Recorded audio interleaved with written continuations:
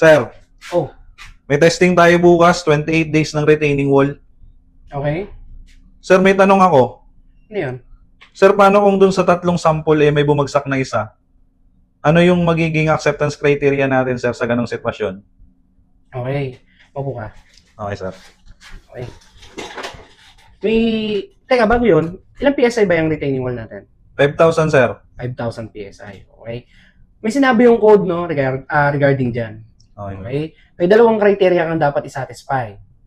Okay. Yung unang criteria mo, dapat, no, yung average nung sample mo, tatlo yan, no? Tatlo yung sample mo? Yes, sir. Okay. Yung average nung tatlo, no, dapat yan is equal or greater than dun sa 5,000 PSI mo.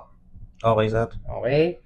Yung pangalawa, na sinabi ng code doon, dapat yung tatlong sample na yon walang bababa doon ng 500 PSI. Okay, sir. Okay? Oh, sample tayo. Halika. Ito.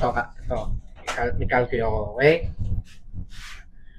Halimbawa, yung isang test result mo lumabas is 5,300. Okay, sir. Yung isa is 5,200. Yung isa naman ay 4,700. Okay? Okay, Yung sir. pangalawang criteria, sabi dapat kahit isa dyan sa tatlo na yan, walang bababa ng 500 PSI. Okay, sir. Okay? Kung itong dulo naging 4,400 dyan, hindi yan nasatisfy yung pangalawang criteria. Pero Okay. dahil 4,700 dyan, satisfy niya. Okay, sir. Okay? Satisfy yung pangalawang criteria mo. Ngayon, sabi dun sa unang criteria, dapat yung average niyang tatlo, Yes, sir. divide natin sa 3, is greater than dun sa 5,000 PSI mo. So, pasado yun, sir. Sabi dito, kung nakita mo, 5,066 yan, di ba? Greater Yes, than 5,000 PSI yan. Yes, sir.